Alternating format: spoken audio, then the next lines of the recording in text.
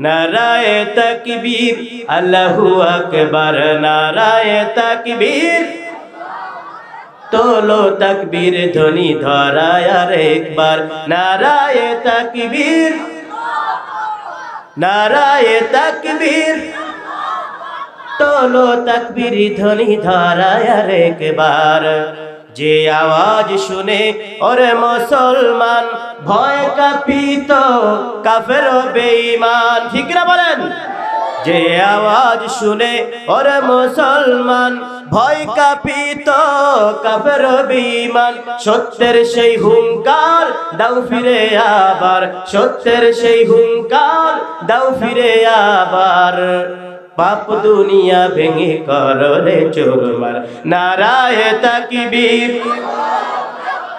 নারায়ে তাকবীর আউযু বিল্লাহি মিনাশ শাইতানির রাজীম বিসমিল্লাহির রহমানির রহিম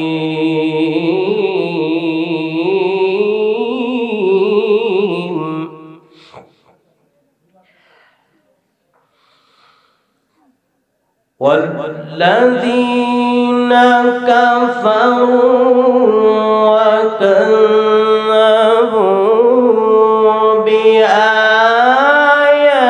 بآياتنا الذين كفروا وكذبوا بآياتنا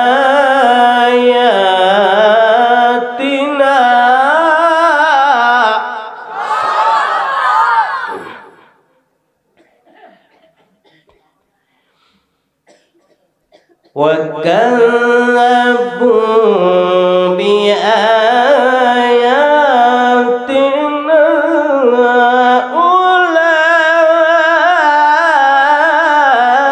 أولئك أصحاب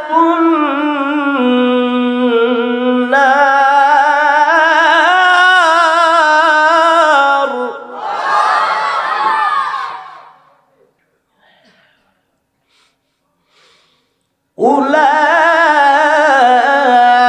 أولئك أصحاب النار هم فيها خالدون الله أكبر بسم الله الرحمن الرحيم وسيق الذين كفروا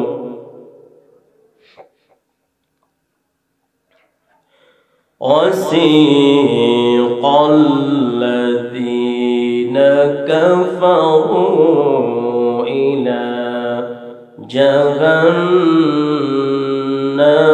زمرا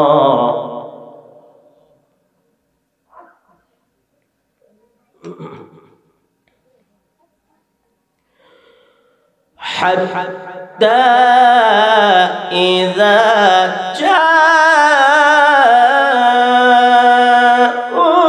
جاءوها فتحت أبوابها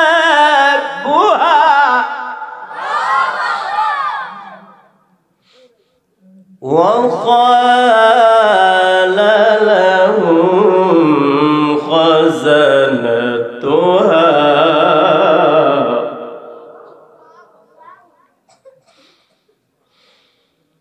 حتى إذا جاءوها فتحت أبوابها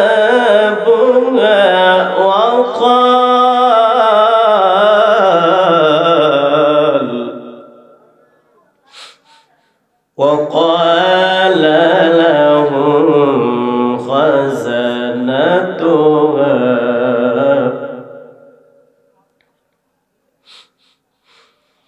ألم يأتكم رسل منكم يتلون عليكم آيات ربكم وينذرونكم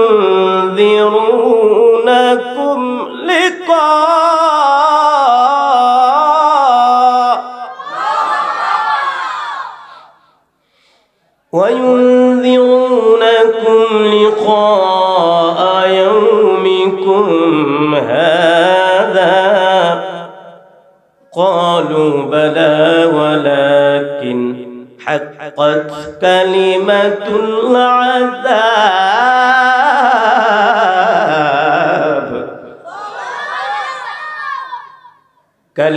العذاب على الكافرين صدق الله العظيم। উপস্থিতি আল্লাহ পাক রব্বুল আলামিনের কালামে পাক থেকে দুটো ছোট্ট আয়াত কারিমা আপনাদের সামনে তেলাওয়াত করেছি। আপনারা যারা একটু কোরআন পড়ে থাকেন, কোরআন বুঝে থাকেন, তারা হয়তোবা বুঝতেই পেরেছেন যে আমি যে আয়াত দুটো তেলাওয়াত করেছি এই আয়াত দুটোর মূল ব্যাখ্যা, অনুবাদ বা আলোচনা কি হতে পারে। আপনাদের জ্ঞাতার্থে জানাতে চাই আজকে যে বিষয়টি নিয়ে আমাদের আলোচনা সেটি হবে, আলোচনার বিষয়বস্তু হলো জাহান্নাম। বলুন তো কি? দেখুন, আমার আলোচনার একটা ধারা আছে, আমি আলোচনা করতে চাই যে কোনো একটা বিষয়ের উপরে। যদি তামাম দুনিয়া নিয়ে আমি আলোচনা করি, অর্থাৎ বিভিন্ন বিষয়ে আপনাদের সামনে উপস্থাপন করলাম, তাতে কি হয় জানেন? এটাও হলো না, ওটাও হলো না, সেটাও কি হলো না, কোনোটাই বুঝ হলো না। এজন্য একটা বিষয়ের উপরে আপনাদের সামনে আমি কিছু কথা বলতে চাই। তো যদি বলেন হুজুর এই বিষয়টি আপনি কেন নির্ধারণ করলেন, আমি আপনাদের কাছে উল্টা প্রশ্ন করতে চাই। আপনার একটা প্রিয় সন্তান, কলিজার টুকরা সন্তান, আপনি দেখছেন যে আপনার সন্তানটা ছোট, কেবল হাঁটা শিখেছে, ডান দিকে যদি যায় ঘরের দিকে যাবে, বাম দিকে যদি যায় নদীর দিকে যাবে, সামনের দিকে যদি যায় আপনার ছেলেটা নিশ্চিত সামনে দাউ দাউ করে আগুন জ্বলতেছে, ওখানে চলে যাবে। এখন আপনার ছেলে যদি সত্যিকারে যদি দেখেন যে সামনের দিকে চলা শুরু করেছে, হাঁটা শুরু করেছে এবং নতুন হাঁটা শিখেছে, যেহেতু গতিটা যথেষ্ট বেশি, তাহলে আপনি কি কোনো অবস্থাতে আপনার সন্তানকে ওই সামনের দিকে যেতে দিবেন? ভাই কথা বলছেন না যে? জোরে বলুন, যেতে দিবেন কি না? আপনি যেতে দিবেন না, বরং প্রয়োজনে আপনি তাকে ঠেকাতে গিয়ে যদি আপনাকে আগুনের মধ্যে পড়তেও হয় সেটা ঠিক আছে, কিন্তু আপনি জীবিত থাকতে, সুস্থ থাকতে কোনোভাবেই আপনার সন্তান আগুনে পড়ে মরে যাক আপনি তা কখনো চাইবেন? চাইবেন কি? যে ব্যক্তি চাইবে সে তো কখনো পিতা হতে পারে না। আমরা দিনের দায়ী হিসাবে ছোট্ট মানুষ, কিছু কথা বলা শিখেছি, কিছু কোরআন এবং হাদিসের জ্ঞান, সীমিত কিছু জ্ঞান অর্জন করেছি। সেই জ্ঞান অর্জন অনুযায়ী আমরা দেখতে পাচ্ছি এ জাতি আজ ধাবিত হচ্ছে আগুনের দিকে। আমরা যেন দেখতে পাচ্ছি কোরআনুল কারীমের আয়না সামনে রেখে এ জাতি আজ যেভাবে ধ্বংসের দিকে অগ্রসর হতেছে, যেভাবে মানব রচিত বিধানের দিকে অগ্রসর হয়ে যাচ্ছে, যেভাবে জাতি সুদ, ঘুষ, জিনা, ব্যভিচার, দুর্নীতি, রাহাজানি, লুটতরাজ একের পর এক এই সমস্ত ধ্বংসাত্মক অবস্থার দিকে যেভাবে চলছে, আমাদের মন বলছে আর বেশি দিন দেরি নয়, এই জাতি যদি আর কিছুদিন এভাবে চলতে থাকে তার মরণ আসন্ন, মরে গেলেই তার মরণ হলেই সে জাহান্নামের দিকে চলে যাবে। ঠিক কিনা বলুন? সুতরাং এই জাহান্নামের আগুনের ব্যাপারে মানুষকে কিছু ভীতি প্রদর্শন করা প্রয়োজন। এই জাহান্নামের ব্যাপারে এর জাতিকে কিছু ভয় দেখানো প্রয়োজন। এই জাহান্নামের পরিচয় সম্পর্কে এই জাতিকে বারবার তাদের সামনে আলোচনা করে সচেতন করা প্রয়োজন। ঠিক কিনা বলুন? এখন আমি এখানে বসে যদি ইউসুফ জুলেখার কিচ্ছা বলি ভাই, বলা যাবে, বিভিন্ন রকমের কিচ্ছা কাহিনী বলা যাবে, কিন্তু বাস্তবতা হলো আমি যদি সত্যিকার ইমানদারের পথে আমার জীবনটাকে অগ্রগামী করতে না পারি, অগ্রসর করাতে না পারি, তাহলে সারাটা রাত ধরে, সারাটা দিন ধরে, জীবন ধরে কিচ্ছা কাহিনী শোনার মধ্যে কোনো সফলতা আসবে। এজন্য আমি চিন্তা করেছি আপনাদের সামনে ওই জাহান্নাম সংশ্লিষ্ট কিছু কথা বলার চেষ্টা করব। ওমা তাওফীকি ইল্লা বিল্লাহ। আপনারা আলোচনা শেষ হওয়ার আগে সবাই চলে যাবেন তো ইনশাআল্লাহ? ওরে বাবা, কালিয়ার মানুষ তো সাংঘাতিক সচেতন, মানে ঝোঁকে ঝোঁকে একজন হাত তুললেন না। আলোচনার শেষ মুহূর্ত পর্যন্ত সবাই থাকবেন তো ইনশাআল্লাহ? এইবার হাত তুলেছেন, আলহামদুলিল্লাহ। হাত নামান। আল্লাহ তাআলা আমাদেরকে তৌফিক দান করুন বলে আমিন। আমার ভাইয়েরা, তাহলে আমরা আজকে যে বিষয়টি নিয়ে কথা বলতে চাই, এই বিষয়টি হলো জাহান্নাম। বিষয়টি কি? জাহান্নাম। আপনারা জীবনে বহু শুনেছেন যে এই খবরদার, তুই অপকর্ম করবি না, খারাপ কাজ করবি না, এই খারাপ কাজ করলে তুই জাহান্নামে যাবি। জানিস কি জাহান্নাম কত প্রকার? আমরা বলে থাকি জাহান্নাম কত কত 7 প্রকার, অথবা জাহান্নামের দরওয়াজা 7টা, অথবা জাহান্নামের স্তর হলো কয়টা? এই কথা কিন্তু মিথ্যা নয়, এটা সত্য। এক একজন এক এক ভাবে বুঝান। কেউ বলেন জাহান্নাম 7 প্রকার, কেউ বলেন জাহান্নামের দরজা 7টা, আবার কেউ বলেন যে না, এইভাবে না, জাহান্নামের স্তর হলো কয়টা। আমি কিন্তু এক এক করে আপনাদেরকে মাঝে মধ্যে একটু প্রশ্ন করব, যাতে করে আপনারা কিছু আলোচনা মুখস্থ করে বাড়ি নিয়ে যেতে পারেন। আবার বলছি, বলুন তো জাহান্নামের স্তর কয়টা? তাহলে আপনারা কিন্তু যারা জানতেন না, আজকে জানতে পারলেন যে জাহান্নামের স্তর হলো 7টা। আমি আব্দুর রহিম জামালি খুলনা থেকে এসেছি। এই কথাটা কি আপনাদের কি মনে হয় আমার নিজের বানানো? আমার নিজের বানানো? এই মাদ্রাসার সালমান হুজুর বলেছেন? না, এই যে কথাগুলো ওনারা বলে থাকেন, আলেম উলামাগণ বলে থাকেন, আপনার মসজিদের খতিব সাহেব বলে থাকেন, এই কথাটা কিন্তু সরাসরি ওনারা কোরআন থেকে আপনাদেরকে জানান, কোরআন থেকেই আমরা বলে থাকি আপনাদেরকে। বিশ্বাস হয় তো আপনাদের? তাহলে কিভাবে? কোরআন সূরাতুল হিজর থেকে আপনাদেরকে শোনাতে চাই। আমার ভাইয়েরা, এই যে জাহান্নাম 7 প্রকার, অথবা জাহান্নামের দরজা হলো 7টা, অথবা জাহান্নামের স্তর হলো 7টা, এটা কোনো আলেম উলামাগণ নিজেরা বানিয়ে বলেন না, এটা তাম দুনিয়ার কোন উলামায়ে কিরামগণ নিজের মুখ থেকে নিজের থেকে বানিয়ে বলেন না, এটা বলেছেন একজন। বলুন তো তিনি কে? সবাই জোরে বলুন, তিনি কে? কিভাবে বলেছেন শুনুন। 14 পারার 6 নম্বর পৃষ্ঠার মাঝখানের দিকে আল্লাহ পাক রব্বুল আলামিন বলেছেন, আল্লাহ পাক রব্বুল আলামিন বলেছেন, লাহা সাবআতু আবওয়াব লিকুল্লি বাবিম মিনহুম জুজউম মাকসুম। আল্লাহু আকবার বলেন। আমার ভাইয়েরা, আল্লাহ পাক রব্বুল আলামিন বলেন, ওয়া ইন্না জাহান্নামা লামাউইদুহুম আজমাইন। আল্লাহ পাক রব্বুল আলামিন বলেন, বান্দারে ভালো করে শুনে নাও, ওয়া ইন্না জাহান্নামা লামাউইদুহুম আজমাইন। তোমরা মাঝে মধ্যে যে জাহান্নামের কথা শুনে থাকো, উলামায়ে কিরামগণ বলে থাকেন, যখন তোমরা তাবলীগে যাও, তাবলীগ অনেকে যায় না, তাবলীগের মানুষ এখানে আছেন না আপনারা? তোমরা যখন তাবলীগে যাও, সেখানেও জাহান্নামের কথা বলা হয়। তোমরা যখন মসজিদে জুমার নামাজ পড়তে যাও, সেখানেও জাহান্নামের কথা বলা হয়। তোমরা যখন ওয়াজির ময়দানে যাও, সেখানেও জাহান্নামের কথা বলা হয়। এই যে জাহান্নামের কথা বলা হয়, এটা কিন্তু দুনিয়ার কোনো মানুষ বানিয়ে বলেন না।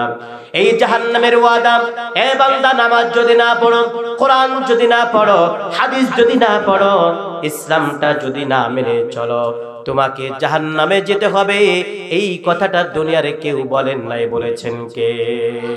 ওয়া ইন্না জাহান্নামা লামাউইদুহুম আজমাইন।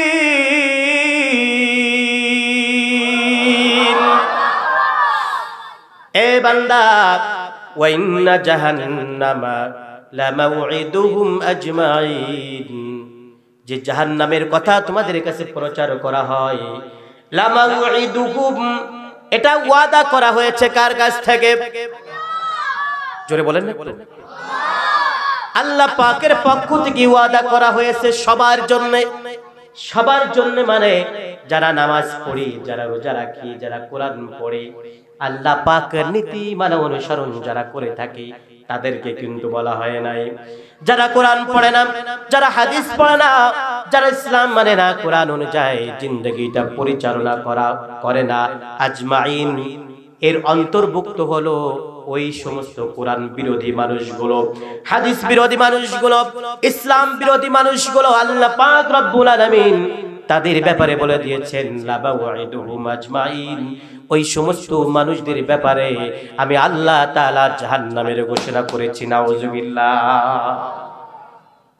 এখন আল্লাহ পাক রব্বুল আলামিন যে কথাটা বলেছেন লামাউইদুহুম আজমাইন, সবার জন্য জাহান্নামের ঘোষণা আল্লাহ পাক রব্বুল আলামিন করে দিয়েছেন।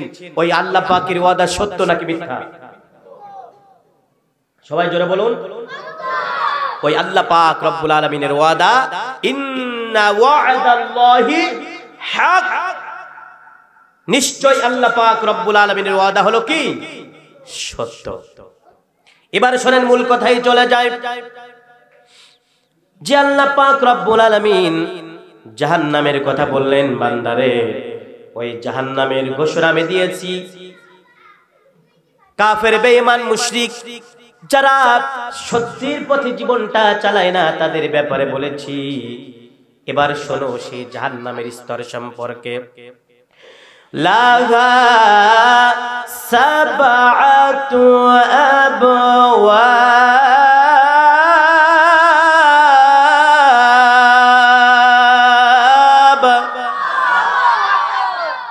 লাহা সাবআতু আবওয়াব। কেউ যদি পারেন আমাকে একটু বলেন আরবিতে সাবাতুন মানে কত? সাবাতুন মানে কেউ জানেন না নাকি? সাবাতুন মানে 7, 7 মানে কত? এটা তো পারবেন, এটা ইংরেজিতে ওটা পারবেন। দুর্ভাগ্য আমাদের, আমরা আরবি শব্দ জানি না। ও মুসলমানেরা, আল্লাহ পাক রব্বুল আলামিন বলেন লাহা সাবাতু আবওয়াব, আমি আল্লাহ পাক রব্বুল আলামিন উহার আই মারজা ফিল জাহান্নাম, যে জাহান্নামের কথা তোমরা বলছো, ওই জাহান্নামের 7টা স্তর দিয়েছি। লিকুল্লি বাবিন, যার প্রত্যেকটা দরজা অথবা যার প্রত্যেকটা স্তরের জন্য আলাদা আলাদা লোক আমি সেট করে রাখবো। অর্থাৎ যে ব্যক্তি ইসলাম মানে নাই, কুফরি করেছে, তার এক রকমের স্তর হবে। যেই ব্যক্তি মুশরিকি কারবার করেছে, শিরকের কাজ করেছে, আমি আল্লাহ পাক রব্বুল আলামিন তাকে এক ধরনের জাহান্নামে পাঠিয়ে দিব। লিকুল্লি বাবিম মিনহুম জুজুম মাকসুম, আমি আল্লাহ পাক রব্বুল আলামিন এইভাবে ভাগ ভাগ ভাগ ভাগ করে আমার বান্দাদেরকে জাহান্নামের মধ্যে ঢুকিয়ে দিব। কেউ কি সুবহানাল্লাহ বলছেন নাকি? কি বলতে হবে বলুন তো? মাঝে একটু কথা বলতে হয়। মাঝে এক মাহফিলে গিয়েছি, আমার এক বড় ভাই মুফতি আব্দুল কুদ্দুস সাহেবকে নিশ্চয় আপনারা অনেকে চিনেন, খুলনা ভার্সিটির ইমাম সাহেব, আমাদের বড় ভাই। উনি ওয়াজ করতেছেন, আমরা সেখানে ছিলাম। তো ওয়াজ করতে করতে এরকম জাহান্নামের কথাই আলোচনা করতেছেন। তা আমরা সবাই জাহান্নামে যেতে চাই কিনা, জাহান্নামে যাওয়ার ব্যাপারটা এরকম আলোচনা করতেছেন। এক মুরব্বী সামনে থেকে জোরে বলছে সুবহানাল্লাহ। এখন উনি জোরে এসে দিয়েছেন। মানুষ বোঝে না কোথায় সুবহানাল্লাহ, কোথায় আলহামদুলিল্লাহ, কোথায় নাউজুবিল্লাহ বলতে হয়। তো জাহান্নামের কথা যদি কোনো মানুষ যখন শোনে বা বলে, এক্ষেত্রে সুবহানাল্লাহ বলতে হয় নাকি কি বলতে হয়? নাউজুবিল্লাহ।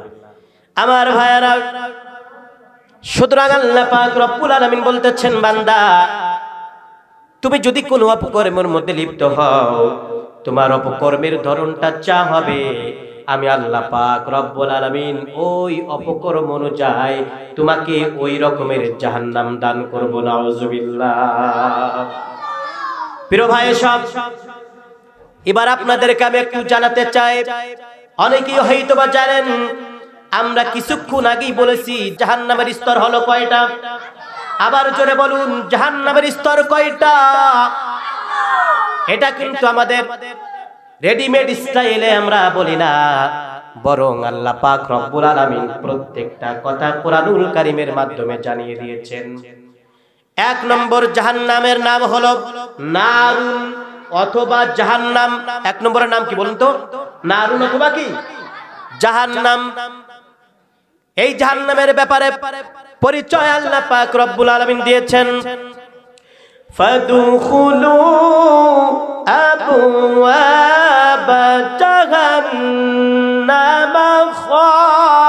খালিদিনা ফিহা।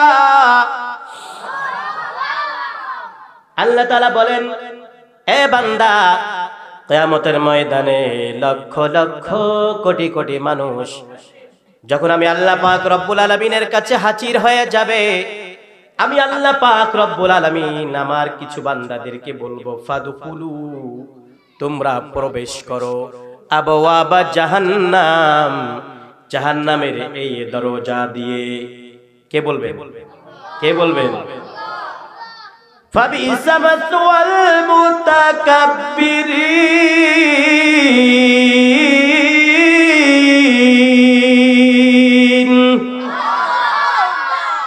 আল্লাহ তাআলা বলবেন, বান্দা, দুনিয়ায় থাকা অবস্থায় তুই তাকাব্বুরি করেছিলি, তুই অহংকার করেছিলি। আমি আল্লাহ পাক তোকে কিছু টাকা পয়সা দিয়েছিলাম, তোকে কিছু চেহারা দিয়েছিলাম, তোকে একটু ক্ষমতা দিয়েছিলাম। সে ক্ষমতার বড়াই দেখিয়ে দেখিয়ে সমাজের নিরপরাধ মানুষগুলোর উপর চড়া হয়েছিলি, সমাজের মানুষগুলোর উপরে বারবার অহংকারী ভাব নিয়ে বলেছিলি, খবরদার কথা বলবি না, কথা যদি বলিস খেলা হবে। বলে নাই? বলে নাই? এইগুলো অহংকারের ভাষা, এইগুলো অহংকারের ভাষা। দেখিয়ে দেব খেলা হবে, খবরদার এইগুলো করবি না, সেইগুলো করবি না, জেলের মধ্যে ঢুকিয়ে দিব। এই যে ভাবগুলো, এইগুলো হলো অহংকারের প্রতিফলন, অহংকারের বহির প্রকাশ। আল্লাহ রাব্বুল আলামিন বলবেন, শোনো বান্দা, আমি সেদিন বলবো, অহংকার তো করেছিলি দুনিয়ায় থাকা অবস্থায়, ফাবিসা মাসওয়াল মুতাকাব্বিরিন। ও বান্দা, অহংকার করার কারণে আমি বলে দিলাম, এই নারুন অথবা জাহান্নাম নামক স্তরের দরজার মধ্যে তুই ঢুকে যা।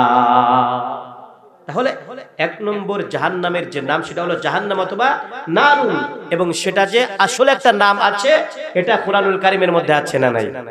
কথা বলেন, আছে না নাই? এরপরে জাহান্নামের স্তরের 2 নম্বর যে নাম, এটা হলো লাযা। এটা হলো কি বলুন তো? আমার ভাইয়ারা, এই লাযার ব্যাপারে আল্লাহ রাব্বুল আলামিন বলেছেন কোরআনুল কারীমের মধ্যে, কাল্লা ইন্নাহা লাযা।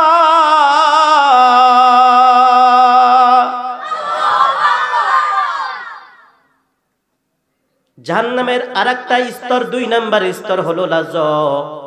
এটা আল্লাহ তাআলা কোরআনুল কারীমের মধ্যে বান্দাকে স্মরণ করিয়ে দিয়েছেন, এ বান্দা, আমি আল্লাহ পাক রব্বুল আলামিনের কাছে যেদিন হাজির হবারে বান্দা, আমি আল্লাহ পাকের সামনে যখন ধরা পড়ে যাবা, আমি আল্লাহ পাক রব্বুল আলামিন আমার কাছ থেকে যদি ক্ষমা পেতে চাও, কোন অজুহাত যদি পেশ করো, আল্লাহ, আমি দুনিয়ায় থাকা অবস্থায় আমি তো জানতাম যে আমি যে অপরাধ করেছি, রাতের গভীরে আমার আব্বা জান দরজার মধ্যে আমাকে আটকে দিয়েছে, আমার রুমের মধ্যে আমাকে আটকে দিয়েছে, আমার আম্মা জান তার রুমের মধ্যে, আমার আব্বা জান তার রুমের ভিতরে, আর আমি তার সন্তান আমাকে একটা রুমের মধ্যে বলেছে ঘুমিয়ে যা। রাত 10টা বেজে গেছে, রাত 11টা বেজে গেছে, আর না ঘুমিয়ে থাকা যাবে না।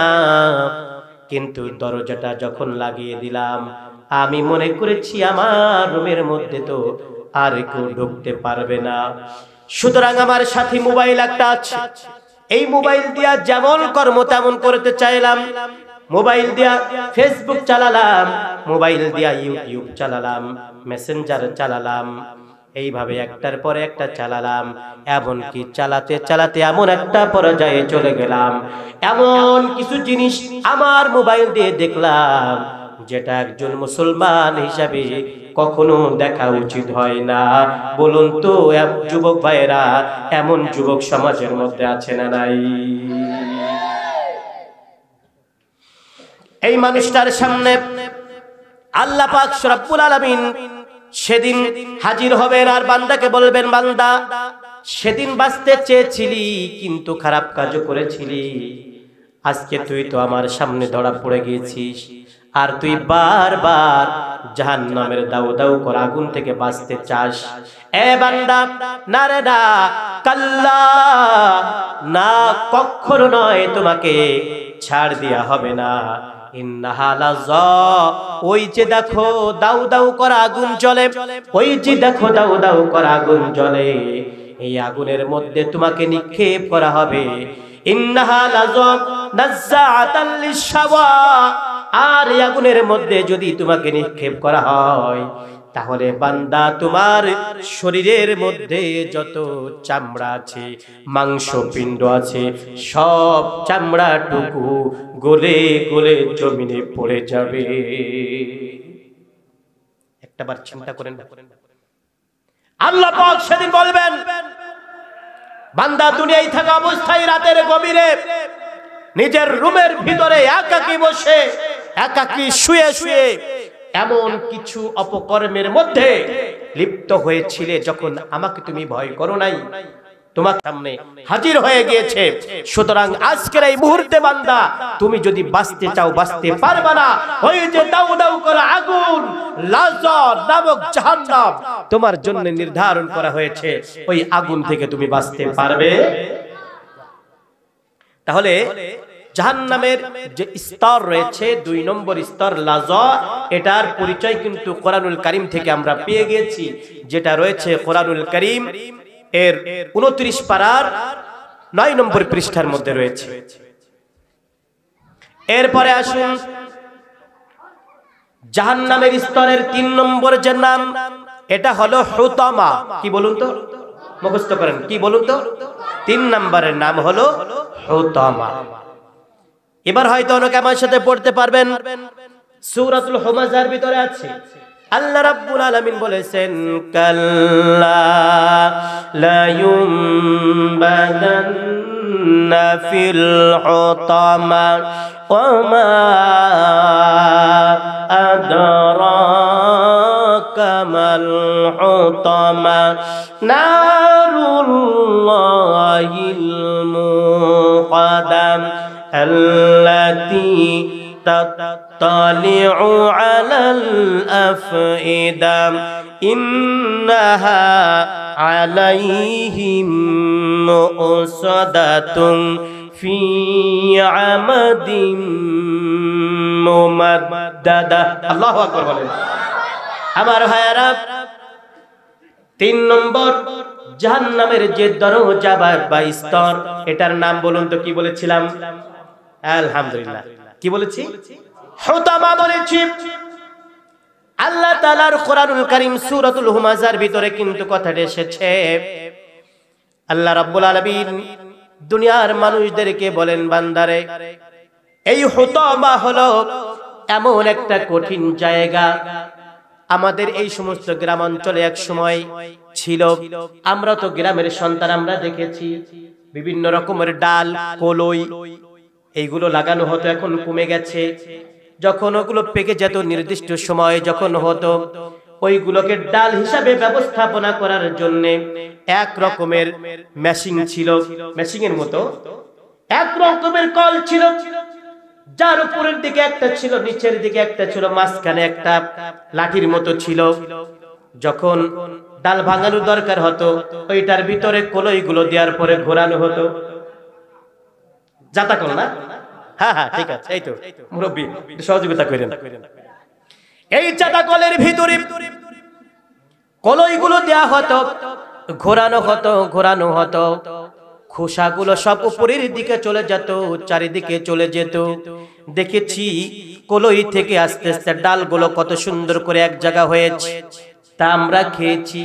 হুতমা হলো এমন একটা জিনিস, আল্লাহ তাআলা বলেন, এ বান্দা, যখন আল্লাহ বিচার দুর্নীতি রাহাজানি এক কথায় দুনিয়ায় থাকা অবস্থায় তোর জীবনটাকে খারাপ পথে পরিচালনা করার পর আমি আল্লাহ পাকের সামনে হাজির হয়ে যাবি। আমি আল্লাহ পাক, এ বান্দা, এমন একটা চাতা কলের মধ্যে তোকে দিব, এমন ভাবে পিষা হবে, পিষতে পিষতে পিষতে পিষতে বান্দা তোর আর কোনো অবস্থা দেখা যাবে না। নাউজুবিল্লাহ বলেন। এ বান্দা, এমন কঠিন অবস্থা তোকে করে দেয়া হবে, ওই যে চাতা কলের ভিতরে যেমন ডাল ভাঙানো হয়েছে, তোর অবস্থা এমন হবে, এমন ভাবে ভাঙাতে ভাঙাতে চাপতে চাপতে চাপতে চাপতে ও বান্দা তোর অবস্থা 12টা বাজিয়ে দেওয়া হবে। বলেছেন কে? এই কথা বলেছেন কে ভাই? আল্লাহ পাক রব্বুল আলামিন বলেছেন। সুতরাং প্রিয় ভাই সব, বলুন তো, এই হুতামা নামক জাহান্নামের 3 নম্বর স্তর থেকে আমাদের কি বাঁচার দরকার আছে না নাই? 4 নাম্বার জাহান্নামের স্তরের যে নামটা রয়েছে, হুতামার পরে বলা হয়েছে সাঈর। কি বলুন তো? সিন আইন ইয়া র, সাঈর। আল্লাহ রাব্বুল আলামিন এই ব্যাপারটা কোরআনুল কারীমের মধ্যে বলেছেন, ইন্নাশ শাইতানা লাকুম আদুউন ফাত্তাখিযুহু আদুওয়া ইন্নামা ইয়াদউ হিজবাহু লিয়াকুনু মিন আসহাবিস সাঈর। 4 নম্বরে জাহান্নামের যে স্তরের কথা, দরজার নামের কথা বলেছি, সেটা হলো সাঈর। আল্লাহ রাব্বুল আলামিন এই আলোচনা করতে গিয়ে বলেন, ইন্নাশ শাইতানা লাকুম আদু। এ বান্দা, নিশ্চয় শয়তান হলো তোমাদের বন্ধু। নাকি শয়তান কি বন্ধু? কি বলুন তো? আদুবুন মানে কি? আদুবুন মানে কি? শত্রু। আদুবুন মানে কি? শত্রু। আল্লাহ রাব্বুল আলামিন বলেন, ইন্নাশ শাইতানা লাকুম আদু। এ বান্দা, নিশ্চয় জাহান্নাম, নিশ্চয় শয়তান হলো তোমার জন্য শত্রু। ফাত্তাখিযুহু আদুওয়া। সুতরাং শয়তানকে তোমরা শত্রু হিসাবেই মেনে নিবা। শয়তানকে যদি কোনোদিন কোন অবস্থায় তোমরা বন্ধু রূপে গ্রহণ করো, আর যাই হোক তোমরা কখনো জান্নাতের দিশা পাবে না। বলেছেন কে? আল্লাহ রাব্বুল আলামিন বলেন, বান্দারে, সুতরাং ফাত্তাখিযুহু আদুওয়া। শয়তান যেহেতু তোমাদের শত্রু, ওই শত্রু কি তোমরা শত্রু হিসাবেই জানবা। শত্রু যদি কখনো তোমার কাছে এসে কান পড়া দেয়, কখনো তোমার মাথার মধ্যে যদি বুদ্ধি ঢুকিয়ে দেয়, ও আল্লাহর বান্দা, রাত তো গভীর, আজকে তো প্রচন্ড শীত পড়েছে, আজান মাত্র দিল, আজানের বহু সময় বাকি আছে, আর একটু ঘুমাও, নামাজের বহু টাইম বাকি, আর একটু ঘুমাও। এটা আমার ক্ষতি করলো নাকি উপকার করলো?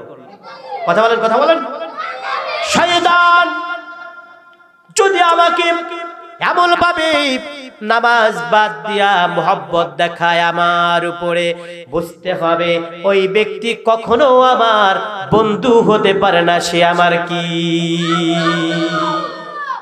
আল্লাহ রাব্বুল আলামিন বলেন, ইন্নামা ইয়াদউ হিজবাহু লিয়াকুনু মিন আসহাবিস সাঈর।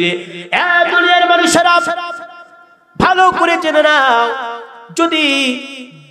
যদি শয়তানের দিকে তোমরা অগ্রসর হয়ে যাও, ইন্নামা ইয়াদউ, কোন ব্যক্তিকে যদি শয়তান হিজবাহু, তার দলভুক্ত হওয়ার জন্য বারবার আহ্বান করে, জেনে নিবা লিয়াকুনু মিন আসহাবিস সাঈর। এ বান্দা, জান্নাত তোমার কপালে আর জুটবে না। তুমি ওই শয়তানের দলভুক্ত হওয়ার কারণে বান্দা তুমি হয়ে যাবে জাহান্নামী। জাহান্নামের 4 নম্বর স্তর সাঈর। এই সাঈর নামক জাহান্নামের দলভুক্ত তোমাকে হতেই হবে। বলেছেন কে? আল্লাহ রাব্বুল আলামিন বলেছেন। কয় নাম্বার বললাম? এরপরে হলো সাকার। আল্লাহ রাব্বুল আলামিন এই সাকার নামক বিষয়ের ব্যাপারে বলেছেন, আনিল মুজরিমিনা মা সালাকাকুম ফি সাকার ক্বালু লাম নাকু মিনাল মুসাল্লিন।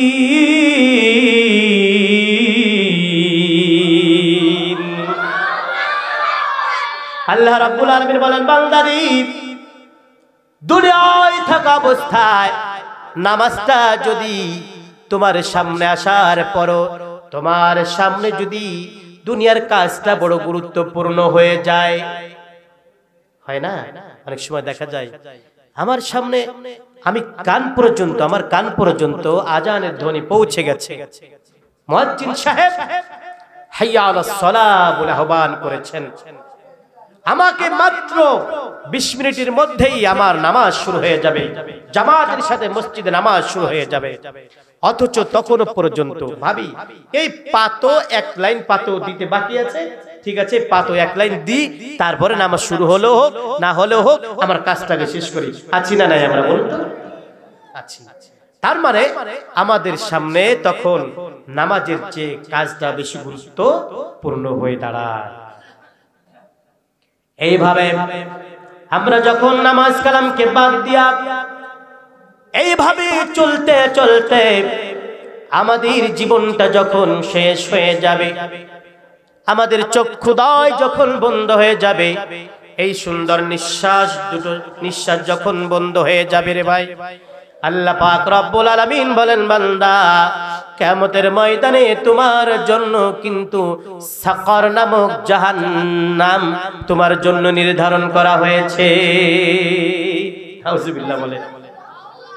তাহলে জাহান্নামের কুরআনুল কারীম থেকে জাহান্নামের স্তর কয়টা শুনলাম? এবার 6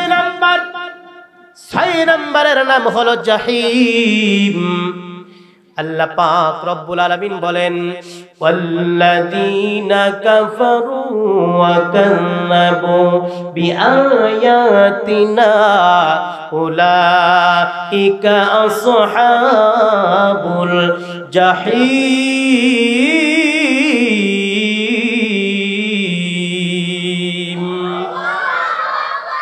আল্লাহ রাব্বুল আলামিন বলেন, বান্দারে যারা আমি আল্লাহ পাক রব্বুল আলামিনের বিধানকে অস্বীকার করে, আমার আয়াত সমূহকে যারা মিথ্যা প্রতিপন্ন করে, অতঃপর এই অবস্থায় বান্দা তোমার যদি মরণ হয়ে যায়, জাহিম নামক জাহান্নামের স্তর বান্দা তোমাকে দেয়া হবে। নাউযুবিল্লাহ।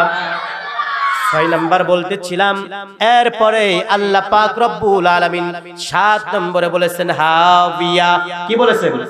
وَأَمَّا مَنْ خَفَّتْ مَوَازِينُهُ فَأُمُّهُ هَاوِيَةٌ وَمَا أَدْرَاكَ مَا هِيَ نَارٌ حَامِيَةٌ। আল্লাহ পাক রব্বুল আলামিন জাহান্নামের এই 7 নম্বর স্তর হাবিয়া নামক জাহান্নামের কথা বড় গুরুত্বের সাথেই বলেছেন। প্রত্যেকটাই খুবই গুরুত্বপূর্ণ, কিন্তু এটা হলো আরো বেশি গুরুত্বপূর্ণ এই কারণে, তার কারণ হলো এই হাবিয়া নামক জাহান্নামের দরজার মধ্যে দুনিয়ার সর্বচিহ্নিত এক শ্রেণীর মানুষ প্রবেশ করবে, যারা হলো মুনাফিক। কি বলুন তো? মুনাফিক।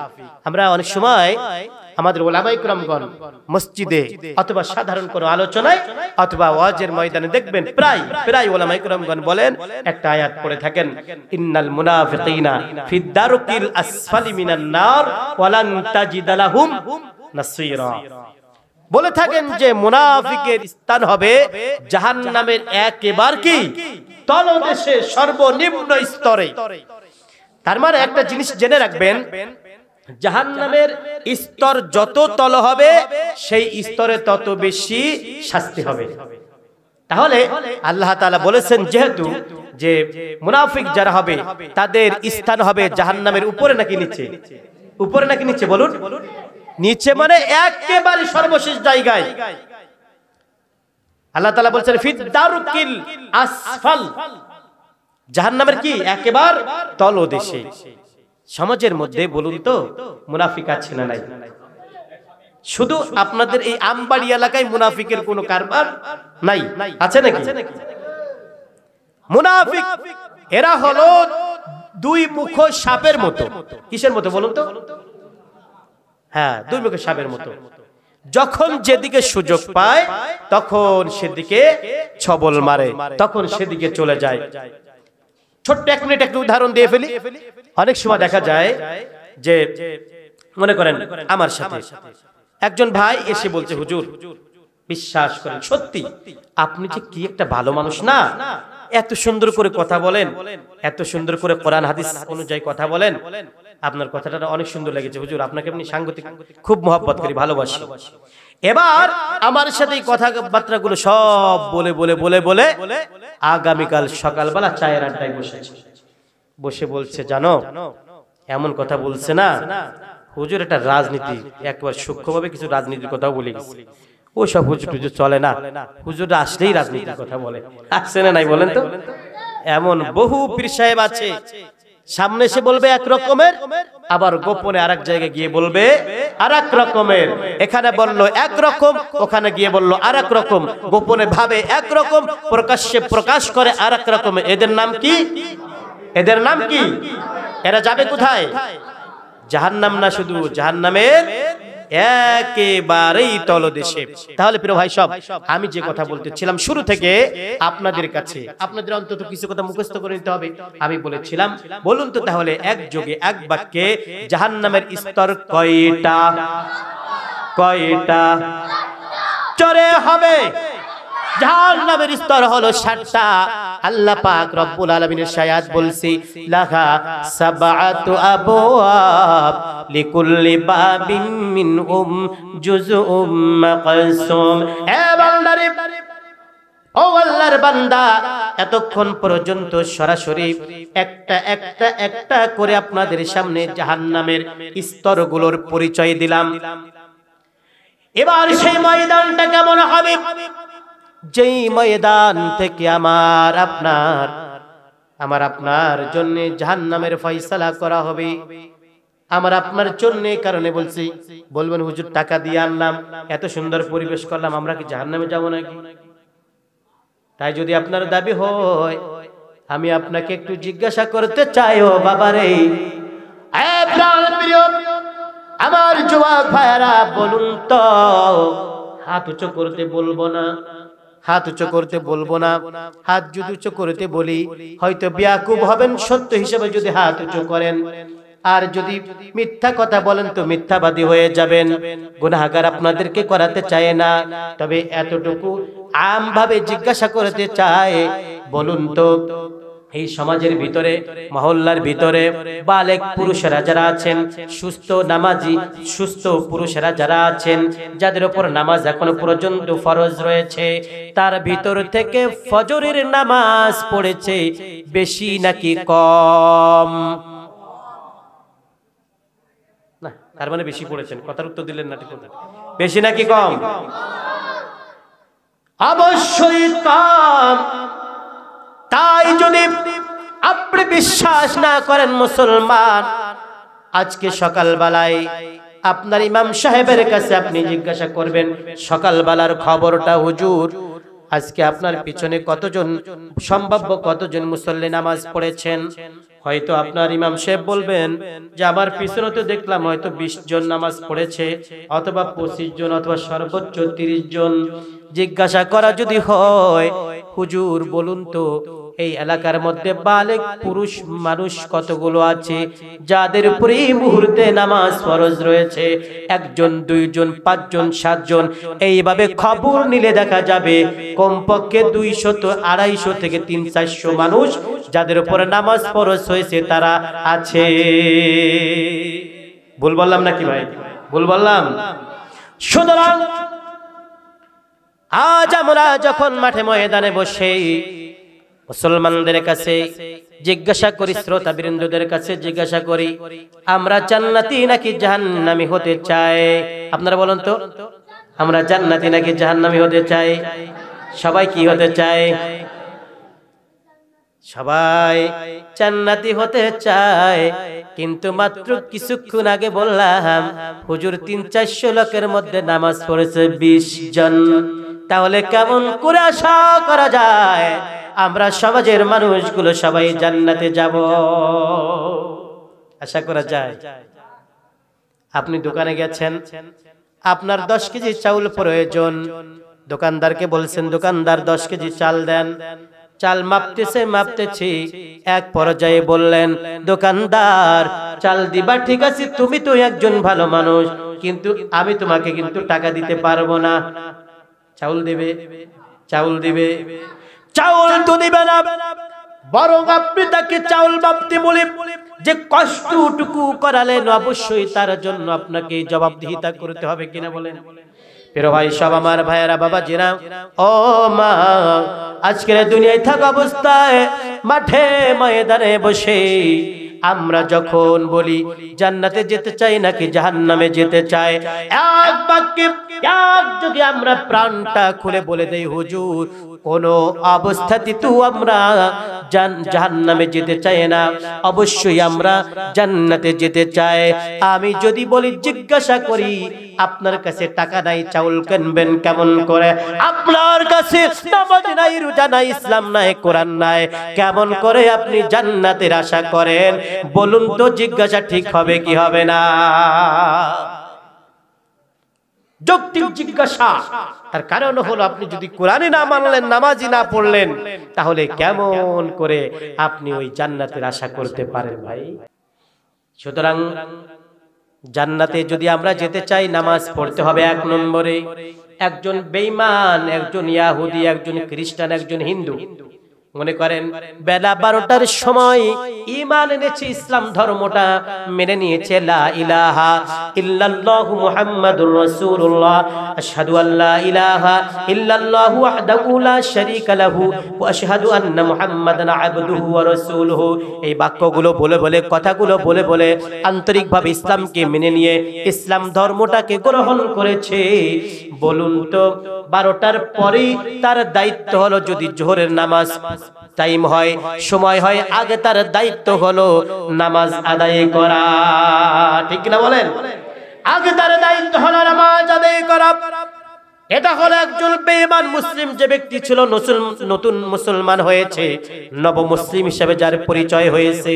আর আমার আব্বা ছিলেন একজন মুসলমান, আমার দাদা ছিলেন একজন মুসলমান, তার দাদা ছিলেন একজন মুসলমান, সেই সূত্রে আমিও মুসলমান।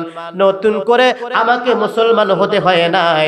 এখন আমার দায়িত্ব তো রয়েছেই যে নামাজের আজান যখন দিবে অবশ্যই আমাকে নামাজ পড়ার দরকার আছে না নাই?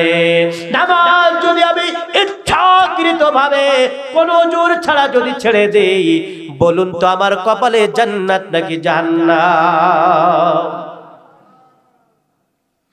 শোনো রে বেনামাজি,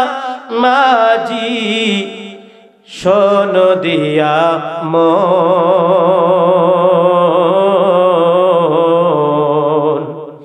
জ্বলতে হবে ওই কবরে সারাটা জীবন, ঠিক না বলেন? শোনো রে বেনামাজি, শোনো রে বেনামাজি,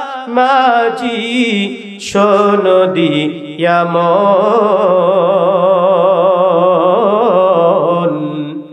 জ্বলতে হবে ওই কবরে সারাটা জীবন, জ্বলতে হবে ওই কবরে সারাটা জীবন। আনলো তো মায়ে ধরার মাঝে করিয়া সৃজন, করবি রে তুই গুণগান তার বসিয়া সারাক্ষণ। প্রভুর ইবাদত তুই করলি না রে,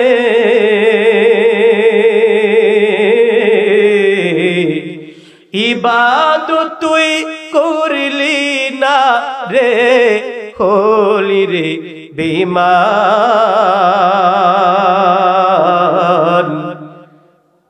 জ্বলতে হবে ওই কবরে পরকালের জীবন, জ্বলতে হবে ওই কবরে সারাটা জীবন। ঠিক কিনা বলেন আমার ভাইয়েরা?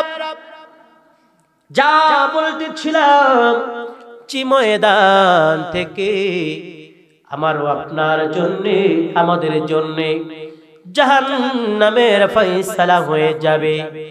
দেখুন আজকে খেয়াল করেন, এই যে ময়দানটা আপনারা করেছেন, প্যান্ডেলটা আপনারা করেছেন, আমার সামনের দিকে দেখা যায় একটা ওয়াল, আমার ডান দিকে দেখা যায় কাপড় টানানো, বাম দিকেও কাপড় রয়েছে।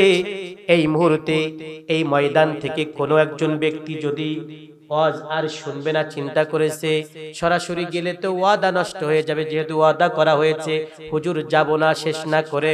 এখন উনি গোপনে চলে যেতে চায়, এখন স্যান্ডেলটা কোন রকমের পাক দিচ্ছে, দিয়ে দিয়ে দিয়ে দিয়ে হুজুর যখন একটু ডান দিকে তাকাবে, এক দৌড়ে কাপড়ের বাইরে আছে না নাই, এক দৌড়ে দিয়ে যখন হুজুরের চোখ ফাঁকি দিয়া যখন আপনি কাপড়ের বাহিরে চলে যেতে পারলেন, অথবা ওই ময়দানের বাহিরে, ওই ওয়ালের বাহিরে যখন চলে যেতে পারলেন, আমার এই চক্ষু দিয়া কিন্তু আর আপনাকে আমি দেখতে পারবো না, আপনি বেঁচে গেলেন। ঠিক না? হাসরের ময়দানে আল্লাহ পাক রব্বুল আলামিন বলেন, বান্দা, যে ময়দান থেকে তোমার জন্য জান্নাতের ফয়সালা হবে, অথবা তোমার জন্য যে ময়দান থেকে জাহান্নামের ফয়সালা হবে রে বান্দা, ওই ময়দানটার মধ্যে কোনো দেওয়াল থাকবে না, কোনো ওয়াল থাকবে না, কোনো কাপড় টানানো থাকবে না, কিন্তু বান্দা ময়দানটা হবে বড় একটা ময়দান। এই ময়দানটা হবে একটা সমতল ভূমি। সমতল মানে কি? সমান। সমতল মানে সমান একটা ভূমিতে আমি আল্লাহ পাক রব্বুল আলামিন ওই ময়দানটা রূপান্তরিত করব রে বান্দা। আল্লাহ রাব্বুল আলামিন সূরাতুল মুমিন 24 পারার 7 নম্বর পৃষ্ঠার একবার শেষ আয়াতের মধ্যে আল্লাহ পাক রব্বুল আলামিন বলেন, ইয়াউমা হুম বারিজুনা লা ইয়াখফা আলাল্লাহি মিনহুম শাই।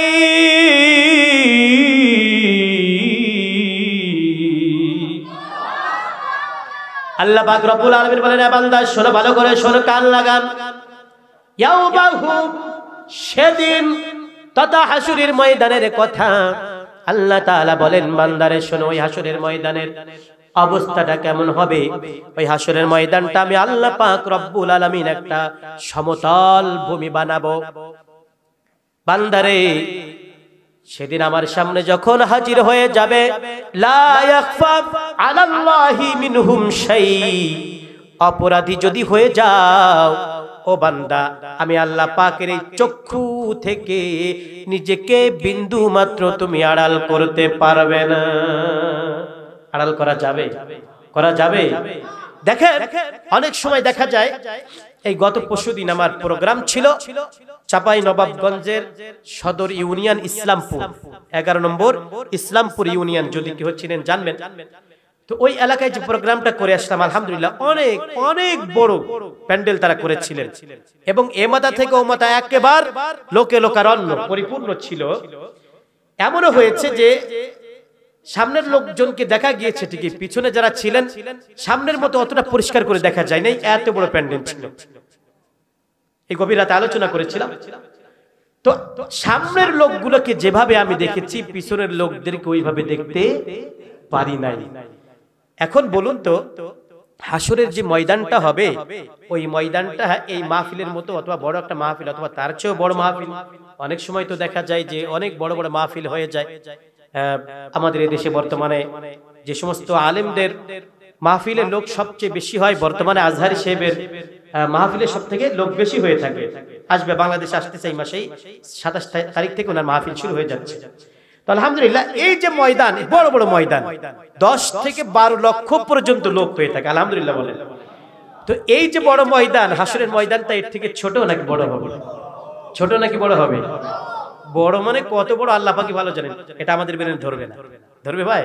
ধরবে। আল্লাহ রাব্বুল আলামিন বলেন, বান্দারে শোনো, যে ময়দানে হয়তো তুমি সামনের মানুষগুলোকে পরিষ্কারে দেখো কিন্তু পিছনে দেখো যে মানুষ আছে অনুমান করতে পারো, কিন্তু পিছনে যে আব্দুর রহিম আব্দুল করিম আছে তার চেহারা তুমি দেখতে পারো না, ঠিক কিনা বলেন? আল্লাহ রাব্বুল আলামিন বলেন, বান্দারে আমার ক্ষেত্রে ব্যাপারটা এমন নয়, আমার ক্ষেত্রে ব্যাপারটা সম্পূর্ণ আলাদা। আমি আল্লাহ পাক রব্বুল আলামিন সামনের মানুষগুলো কি ওই হাসুরির ময়দানে যেমনি ভাবে দেখতে পাবো, লক্ষ লক্ষ মাইল দূরেও যদি কোনো বান্দা থাকে সামনের বান্দার মতো পিছনের বান্দাটাকেও একই রকম দেখতে পাবো, ঠিক কিনা? আল্লাহ রাব্বুল আলামিন বলেন, বান্দারে লা ইয়াখফা আলাল্লাহি মিনহুম শাই লিমানিল মুলকুল ইয়াউমা লিল্লাহিল ওয়াহিদিল কাহ্হার। আল্লাহ রাব্বুল আলামিন বলেন, এ বান্দা ওই হাসুরির ময়দানে যখন বান্দা তুমি আমার চক্ষু থেকে তুমি নিজে গাড়াল করতে পারবে না, ধরা পড়ে যাবে। বান্দারে আজকের দুনিয়ায় থাকা অবস্থায় ভালো করে খেয়াল করেন, গুরুত্বপূর্ণ কথা। আজকের এই ময়দানে আল্লাহ পাক রব্বুল আলামিন আমাদেরকে খেতে দেন। কে খেতে দেন? রিজিকের মালিক কে? নাকি আপনি মনে করছেন যে আরে হুজুর বলেন কি, আমি তো চাকরি করি তাই খাই, আমি তো জমিতে কাজ করি তাই খাই, আমি তো সুদ লাগাই তাই খাই, আমি তো ঘুষের কারবার করি তাই খাই। ব্যাপারটা কি আসলে এমন না? আপনি ইচ্ছা করলে এগুলো পারতেন না ভাই। সুতরাং এই তামাম দুনিয়ার ভিতরে আমি আপনি প্রাণীকুল যত কিছু আছে সব কিছুকে খাওয়ান কে? ওয়ামা মিন দাব্বাতিন ফিল আরদি ইল্লা আলাল্লাহি রিজকুহা। সব কিছুকে খাওয়ান কে? রিজিক দাতা কে? রিজিকের মালিক কে? আল্লাহ পাক রব্বুল আলামিন বলেন, বান্দারে আমি আল্লাহ পাক রব্বুল আলামিন যেমনি করে আমার একজন প্রিয় বান্দাকেও খাওয়াই, তেমনি করে একজন বেঈমান কাফের মুশরিককেও আমি দয়া করে খাওয়াই।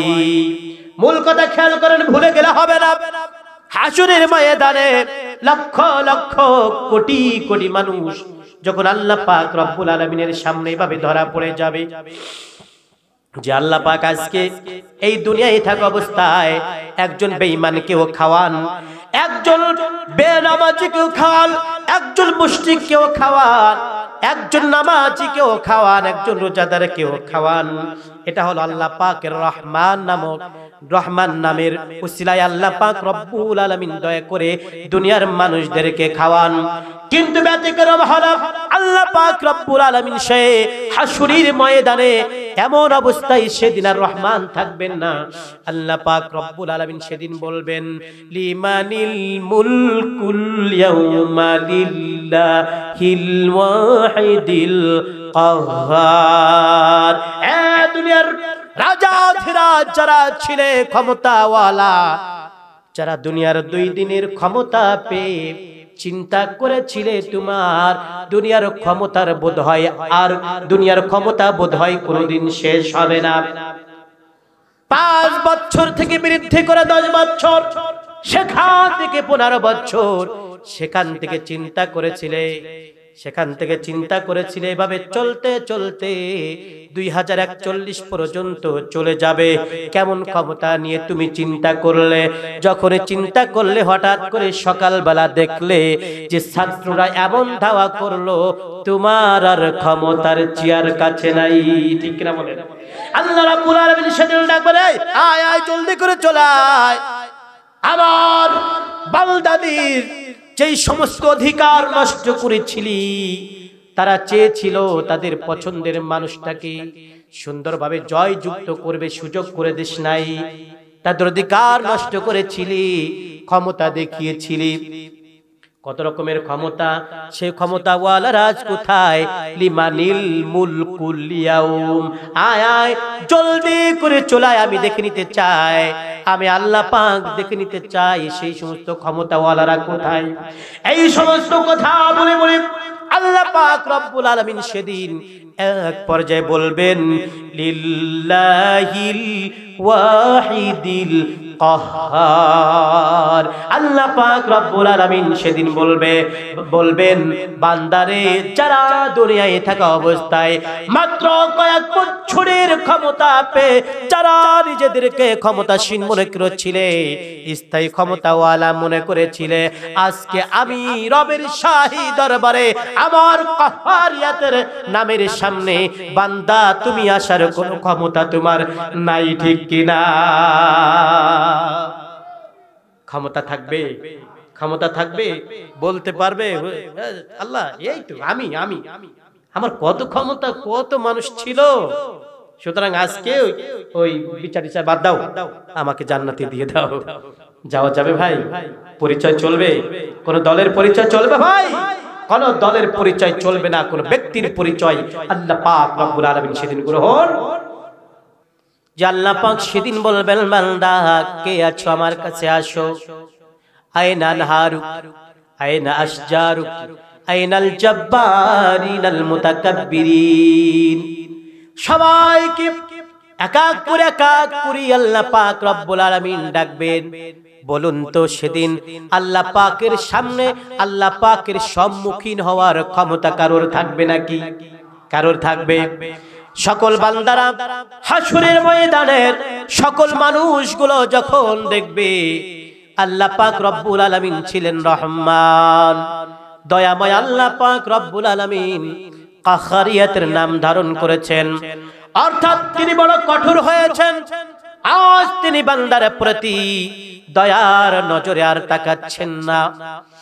তখন হাসরের ময়দানের মানুষগুলো, মুসলমানেরা হাসরের ময়দানের মানুষগুলো তখন কান্নাহুম জারাদুম মুনতাশির, পঙ্গপালের মতো ছুটতে থাকবে হাসরের ময়দানে। একটা কথা বলে যাই, আমরা যখন এই কথাগুলো বলি হাসরের ময়দানের মানুষগুলো পঙ্গপালের মতো ছুটতে থাকবে, আমরা এই কথাগুলো বেরেনে নিতে চাই না। আমরা তখন মনে করি মনে হয় হাসরের ময়দানে অন্য কোন জগৎ থেকে আলাদা এক ধরনের মানুষ আসবে, ওরা মনে হয় হাসরের ময়দানের মানুষ হবে। ব্যাপারটা কি এরকম? হাসরের ময়দানের মানুষ কিন্তু আমিও, হাসরের ময়দানের মানুষ ভাই আপনি, হাসরের ময়দানের মানুষ কিন্তু আপনারা রাখ ভাই আমরাই হব। এখন আমাদের ভিতরে যাদের আমলনামা খারাপ হয়ে যাবে, এমন মানুষগুলো যখন আমরা ওই হাসরের ময়দানে উঠে যাব, আল্লাহ পাক রব্বুল আলামিন যখন কাহ্হারিয়াতের নাম ধারণ করবেন, আল্লাহ তাআলা বলেন কান্নাহুম জারাদুম মুনতাশির, মানুষগুলো কিন্তু তখন পঙ্গপালের মতো ছুটতে থাকবে। আজকের এই দুনিয়ায় থাক অবস্থায়, দুনিয়ায় আল্লাহ পাক কত মোহাব্বত দিয়েছেন ভাইয়ের মধ্যে, ভাই আর ভাইয়ের মধ্যে কত মোহাব্বত, সন্তান আর মায়ের মধ্যে কত মোহাব্বত, মা আর সন্তানের মধ্যে মোহাব্বত আছে না নাই? কম না বেশি? দুনিয়ার মধ্যে যত রকমের ভালোবাসা, সব থেকে ভালোবাসা হলো সন্তান আর মা বাবার মধ্যে। এমন যদি কখনো হয়, ভালো করে উত্তর দিবেন বুঝে থাকলে, আপনার দরদের সন্তান, একমাত্র মোহাব্বতের সন্তান। সন্তানটা হঠাৎ করে পাশের বাজারে গিয়েছে। বাজারে যাওয়ার পর ভুল ক্রমে কোনো এক জায়গায় চুরি করেছে। কারোর একটা ভালো দামি মোবাইল দেখেছে, মোবাইলটা নিয়ে গেছে চুরি করে অথবা ডাকাতি করে।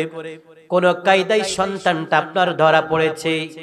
আপনার সন্তান একজন যুবক, ধরেছে 8-10 জন যুবকে, মারপিট শুরু করেছে সন্তানকে। এইভাবে মারপিট যখন চলতেছে, হঠাৎ করে আপনি যাচ্ছিলেন ওই বাজার দিয়ে, দেখলেন কি হলো, মারপিট চলতেছে। আপনি ভাবলেন যে অন্তত একটু দেখে আসি কাকে মারতেছে।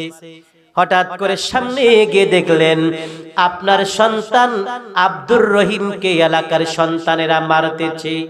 জিজ্ঞাসা করতে চায়, আপনি যদি সত্যি তার পিতা হয়ে থাকেন, আপনার সন্তানকে মারতে দেখে আপনি আরেক দিকে চলে যাবেন নাকি সন্তানকে ঠেকাতে যাবেন? কেউ মানে কথা বুঝতেছেন না? কি করবেন? শুধু ঠেকাবেন না, ঠেকাতে আপনার গায়ের উপরে যদি মার পড়ে, মার খেতে খেতে আপনি যদি নাজিহাল হয়েও যান, আর যদি দেখেন সন্তান আপনার মার খায়, আপনার জীবনটা চলে গেল, আপনি চাইবেন যে করে হোক আপনার সন্তানটা যেন রক্ষা পায়, ঠিক কিনা? ছোট্ট একটা উদাহরণ দিলাম, এটা হলো দুনিয়ার মোহাব্বত আর ভালোবাসার বহিঃপ্রকাশ। প্রিয় ভাই সব, হাসরের ময়দানে আপনার এই সুন্দর সন্তানটা কিন্তু যখন বিপদে পড়ে যাবে, অথবা আপনার সন্তানের সামনে আপনি আব্বা যান, আপনি আম্মা যান যদি বিপদে পড়ে যান, অবস্থাটা কি হবে? আজকে আপনার সন্তানকে ঠেকাতে গেছেন, অথবা আপনাকে মারপিট করতে দেখে আপনার সন্তান জীবন বাজি রেখে আপনাকে বাঁচাতে আসবে। এটা হলো দুনিয়ার হালাত। কিন্তু বাস্তবতা হলো হাসরের ময়দানে যদি আপনার সন্তান দেখে আমার আব্বা জান বিপদগ্রস্ত হয়ে পড়েছে, আপনি আব্বা হইয়া যদি দেখেন আপনার সন্তানটা বিপদগ্রস্ত হয়ে পড়েছে, বিশ্বাস করেন কোরআন বলছি, আল্লাহ পাক রব্বুল আলামিন বলেন সেদিন কিন্তু কোন সন্তান মা বাবাকে অথবা কোন মা বাবা কোন সন্তানকে ঠেকাতে যাবে না। যাবে? এটা তো বললেন যাবে না, হুজুরের কথার সাথে তাল দিলেন তাই বললেন যাবে না। আসলে দলিলটা কি? দলিলটা হলো 30 পারার 5 নম্বর পৃষ্ঠার ভিতরে আল্লাহ পাক রব্বুল আলামিন বলেন, ইয়াউমা ইয়াফিরুল মারউ মিন আখিহি ওয়া উম্মিহি ওয়া আবিহি ওয়া সাহিবাতিহি ওয়া বানিহি।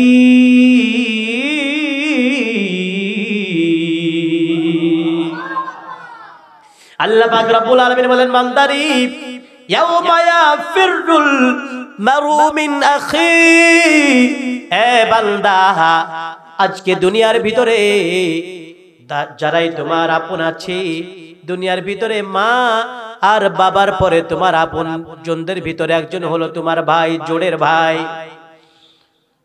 দুনিয়ার ভিতরে এই মোহাব্বত জোড়ের ভাইটা সেদিন কিন্তু তোমাকে চিনবে না।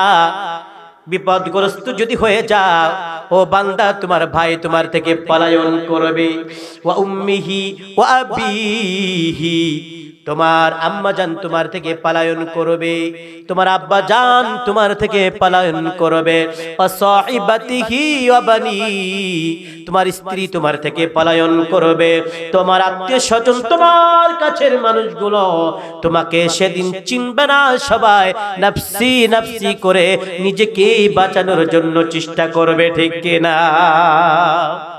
শুধু বাঁচানোর জন্য চেষ্টা করবে না, যে বন্ধুর জন্য বন্ধু আজ জীবন দিতে রাজি, যে বান্ধবীর জন্য বন্ধু, প্রেমিকার জন্য প্রেমিক তার জীবনটা দিতে রাজি। বহু জায়গায় গলায় ফাঁস নেওয়ার কারবার আছে না নাই? মার কাছে এসে বলে, আব্বা জান আমি অমুক মেয়েটাকে পছন্দ করি, বিয়ে দিয়ে দাও। অথবা কারোর মাধ্যমে বলে যে আরে তাই সম্ভব না গো, গরিব মানুষের মেয়ে হবে না, কোনো কাজে হবে না। একদিন দুই দিন অনুরোধ করে যখন আব্বাজান শুনে না, মা শুনে না, হঠাৎ করে দেখা যায় একদিন ঘরের ভিতরে ছেলেটা এদিকে এভাবে মাথা নিচু করে আছে। কি হলো? দেখা যায় রশি একটা নিয়া ছেলেটা গলায় ফাঁস নিয়ে দুনিয়ার মধ্যে আর নাই। বলুন তো এমন কারবার সমাজের মধ্যে আছে না নাই? ছেলে একজন প্রেমিক তার প্রেমিকার জন্য দেওয়ানা, জীবনটা দিয়ে দিল। অপর পাশের খবর নিয়ে দেখা গেল প্রেমিকের মরার খবর শুনে পরের দিন প্রেমিকা আর দুনিয়ার মধ্যে নাই, সেও মারা গেছে। এত ভালোবাসার মানুষ বন্ধুর জন্য অনেক সময় জীবন দিয়ে দেয়। আল্লাহ পাক রব্বুল আলামিন বলেন, বান্দা ভালো করে শুনে নাও, যার জন্য দুনিয়ায় থাকা অবস্থায় জীবনটা দিয়ে দিলা, ওই প্রেমিকা সেদিন কাজে আসবে না, বন্ধু সেদিন বন্ধুর জন্য কোনো কাজে আসবে না। বরং যে বন্ধুর জন্য জীবনটা দিয়ে দিতে চাইলে ওই বন্ধু কিন্তু কিয়ামতের ময়দানে তোমাকে ফাঁসানোর চেষ্টা করবে। এই যে ঠিক বলতেছেন সেটাও হুজুরের কথার সাথে তাল মিলালেন, কিন্তু দলিলটাকে জানাতে চাই আপনাদেরকে। সূরাতুল মাআরিজ আল্লাহ পাক রব্বুল আলামিন 29 পারা 9 নম্বর পৃষ্ঠার মধ্যে বলেছেন, ওয়ালা ইয়াসআলু হামিমুন হামিমাই ইউবাসসারুনাহুম ইয়াওয়াদ্দুল মুজরিমু লাউ ইয়াফতাদি মিন আযাবি ইয়াউমি ইযিম বিবানি।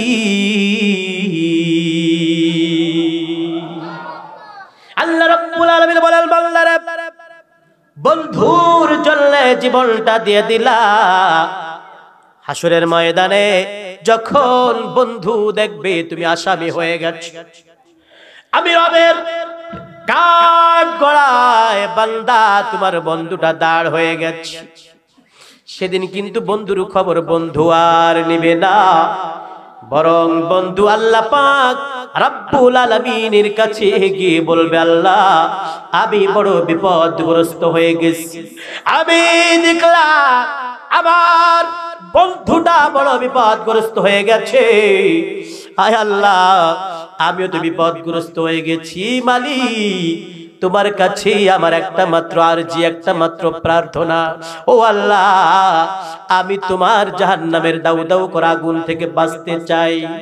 কি করে বাঁচব রে মালিক? দুনিয়ায় যখন বিপদে পড়ে গেছি, যখন আমার নামে কারাগার অজীব হয়ে গেছে, আমাকে যদি পুলিশ ধরে নিয়ে গেছে, আমার পক্ষ থেকে আমার ভাই একবার হ্যালো বলেছে, অথবা বাড়ির থেকে যখন 50,000 টাকার ঘুষ মেরে দিয়েছে, সাথে সাথে দারোগা সাহেব, ওসি সাহেব উল্টে গেছে, আমার নাম পাল্টে দিয়ে আমাকে ঘুষ নিয়ে আমাকে জেল থেকে ছেড়ে দিয়েছে, আছে না নাই? ঘুষের কারবার আছে না নাই? মালিক আল্লাহ তোমার কাছে আজ আমি বলতে চাই, ইয়াওয়াদ্দুল মুজরিমু লাউ ইয়াফতাদি মিন আযাব ইয়াউমি ইযিম বিবানি, আল্লাহ তোমার এই জাহান্নাম থেকে আমি রক্ষা পেতে চাই। মালিক রে, তোমার এই জাহান্নাম থেকে রক্ষা পাওয়ার জন্য আজকের এই ময়দানে আমার ভাই যারা আছে তোমাকে দিয়ে দিলাম মুক্তিপণ হিসাবে, আল্লাহ তোমাকে দিয়ে দিলাম আমার ভাই, আমার বন্ধু, আমার মা, আমার বাবা, আমার আত্মীয় স্বজন, আমার জ্ঞাতি গোষ্ঠী, এমনকি ওয়ামাং ফিল আরদি জামিয়া, তামাম দুনিয়ার ভিতরে যত মানুষ আছে, আয় আল্লাহ সবাইকে দিয়ে দিলাম মুক্তিপণ হিসাবে, কিন্তু দাবি মাত্র একটারে মালিক, দয়া করে তুমি আমাকে ওই দাউ দাউ করা জাহান্নামের আগুন থেকে বাঁচিয়ে দাও। জিজ্ঞাসা করতে চাই, সেদিন বলুন তো মুক্তিপণ হিসাবে আল্লাহ তাআলা দুনিয়ার কাউকে কি গ্রহণ করবেন নাকি? করবেন? আল্লাহ রাব্বুল আলামিন সেদিন বান্দাকে বলবেন, বান্দা না না না, ওই যে আয়াতটা পড়লাম কিছুক্ষণ আগে, কাল্লা ইন্নাহা লাযা নাযাআতাল লিশাওয়া, এ বান্দা কাকে দিবি তুই? আমাকে কাকে দিবি? আমি তো বানিয়েছি সবাইকে, সুতরাং কাউকে আমার দরকার নাই, আমার দরকার হলো যারা আমি আল্লাহ পাক রব্বুল আলামিনের বিধানটা মানিস নাই। আমি বারবার আমার পক্ষ থেকে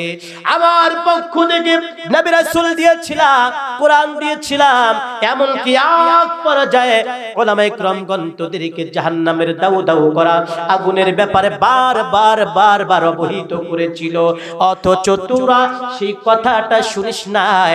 সুতরাং আজকে আর বাঁচতে পারবি না, ওই যে দাউ দাউ করা আগুন তোদেরকে জ্বালিয়ে দিবে। বাঁচা যাবে? বাঁচা যাবে ভাই? বাঁচা যাবে না।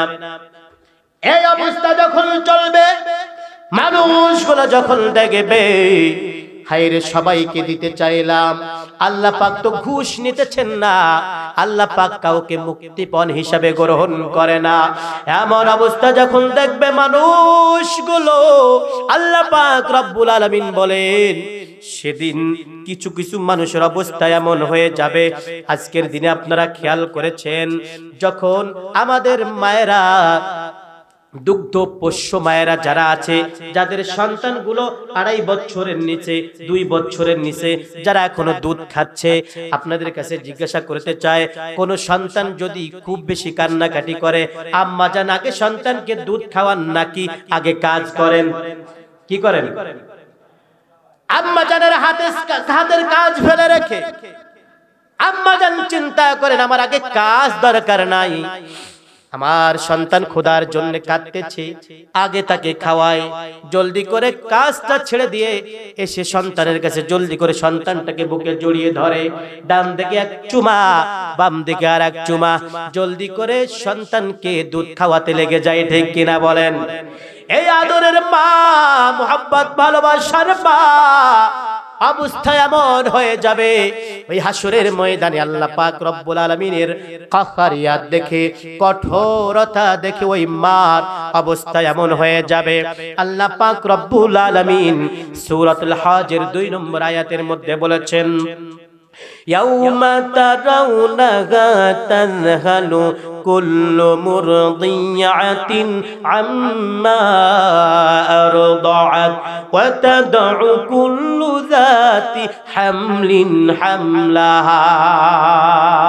এ বান্দারে শুনে নাও, হাসরের ময়দানে এমন অবস্থা হবে, দুগ্ধ পোষ্য অনেক মা সেদিন তার আপন সন্তানটা কাঁদতে থাকবে দুধের যন্ত্রণায়, দুধ খাওয়ার যন্ত্রণায় ছটফট করতে থাকবে, ক্ষুধার যন্ত্রণায়। কিন্তু অনেক মা তার সন্তানকে দুধ খাওয়াতে পারবে না, ভুলে যাবে।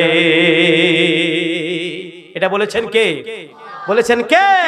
ওয়াতাদউ কুল্লু যাতি হামলিন হামলাহা।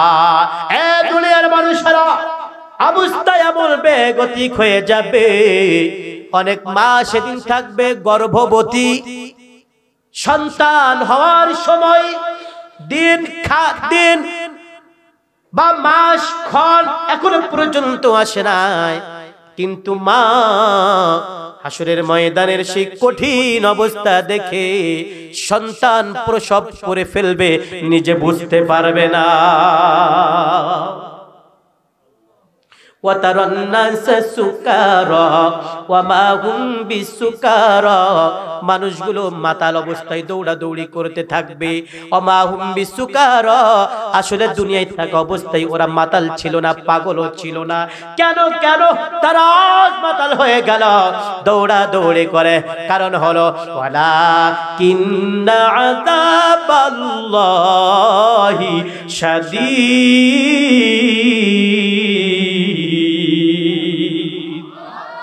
তার একটা মাত্র কারণ হলো সেদিন মানুষের ব্রেনের মধ্যে, মগজের মধ্যে চিন্তা ঢুকে যাবে, শাস্তির সেই চিন্তা।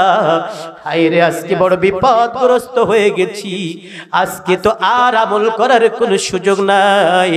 আল্লাহ পাক তো কাহরিয়াতের নাম ধারণ করেছেন, বড় রাগ হয়ে গেছেন, আজকে কেমন করে মাপ পাবো? মাপ পাওয়ার তো কোনো সুযোগ নাই। আল্লাহ পাক রব্বুল আলামিনের সেই আযাবের ভয়ে মানুষগুলো সেদিন পাগল হয়ে যাবে। ও মুসলমানেরা, শুধু বান্দা সেদিন পাগল হয়ে যাবে না, সেদিন পাগল হয়ে যাবে না। শুনেন ভালো করে, হযরতে আয়েশা সিদ্দিকা রাদিয়াল্লাহু তাআলা আনহা, তিনি হুজুরের কি হতেন? আল্লাহর নবী কি হতেন? জেনে রাখবেন, যত সাহাবীগণ, পুরুষ হোক মহিলাগণ, যারা হাদিস বর্ণনা করেছেন, হযরত আয়েশা ছিলেন তার মধ্যে অন্যতম। সবথেকে হাদিস বর্ণনা করেছেন হযরত আবু হুরায়রা, তারপরে মা আয়েশা সিদ্দিকা রাদিয়াল্লাহু তাআলা আনহা। মা আয়েশা সিদ্দিকা রাদিয়াল্লাহু তাআলা আনহা হাদিস বর্ণনা করেছেন, বড় সাংঘাতিক হাদিস। কান লাগান। ইহশারুন নাসু ইয়াউমাল কিয়ামাতি হুফাতান উরাতান গুরালা।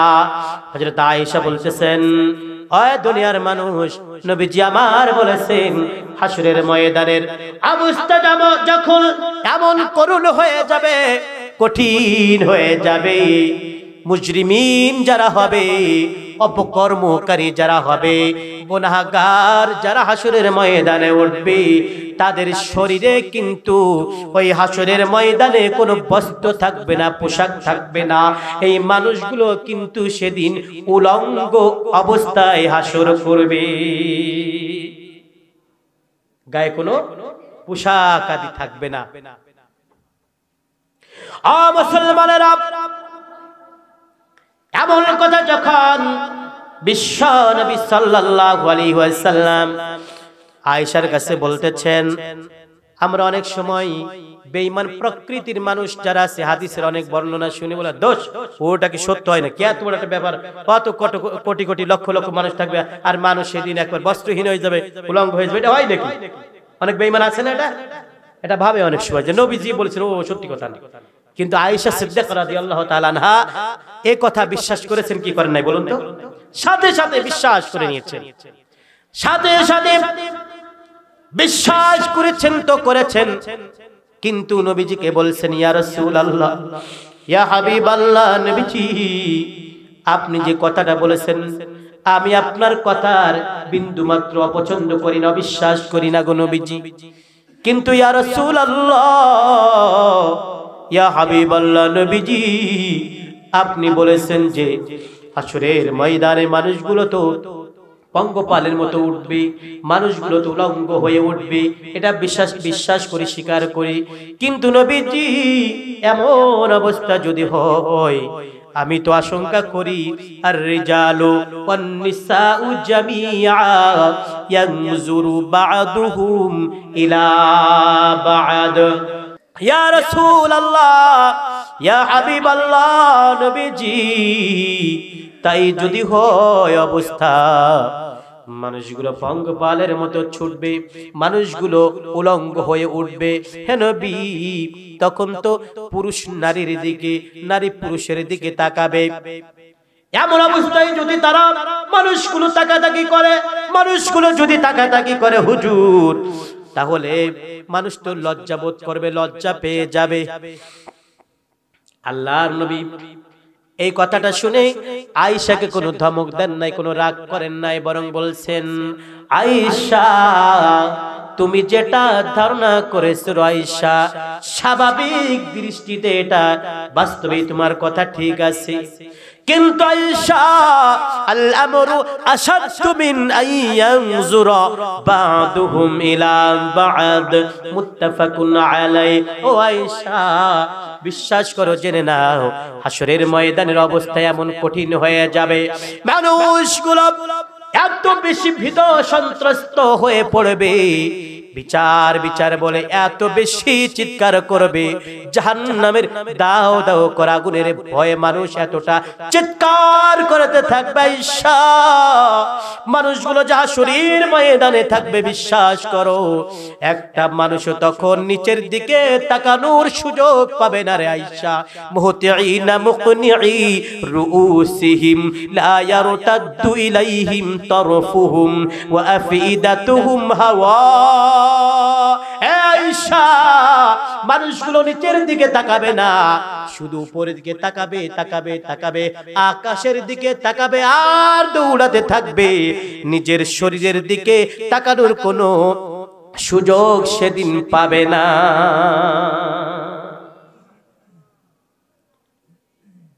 কার লিঙ্গর অবস্থা কি, কে ভরা গায়ে আছে কে খালি গায়ে আছে, এটা দেখার কোন সুযোগ সেদিন মানুষের থাকবে না।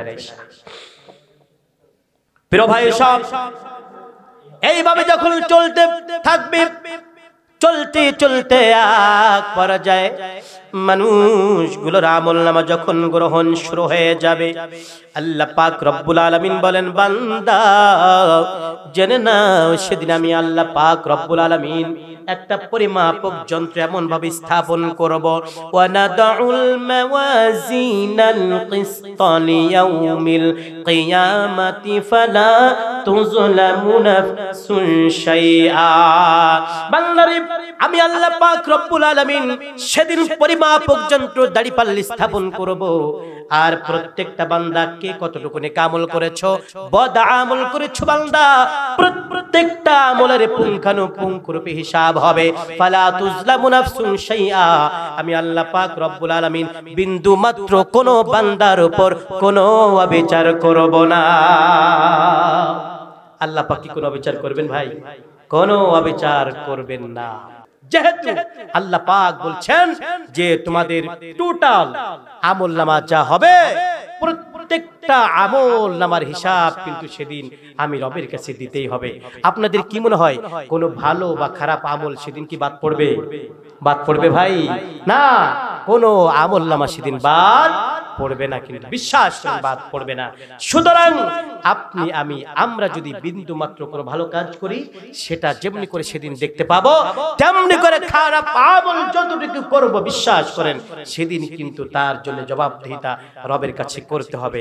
আর সেই আমলনামা যদি একবার যদি বাম হাতে চলে আসে, একবার যদি খারাপ আমলটার পাল্লা ভারী হয়ে যায়, এতক্ষণ পর্যন্ত জাহান্নাম সংশ্লিষ্ট যে কথাগুলো বললাম, এই জাহান্নামের দাউ দাউ করা লেলিহান শিখা থেকে আমরা কিন্তু পরিত্রাণ পাওয়ার কোনো সুযোগ থাকবে না। সুতরাং প্রিয় ভাই সব, জিন্দেগি যদি একবার শেষ হয়ে যায়, নিঃশ্বাস যদি একবার বন্ধ হয়ে যায়, আমলনামা কিন্তু বন্ধ হয়ে যাবে, ভালো কাজ করার সুযোগ আর তেমন রইবে না।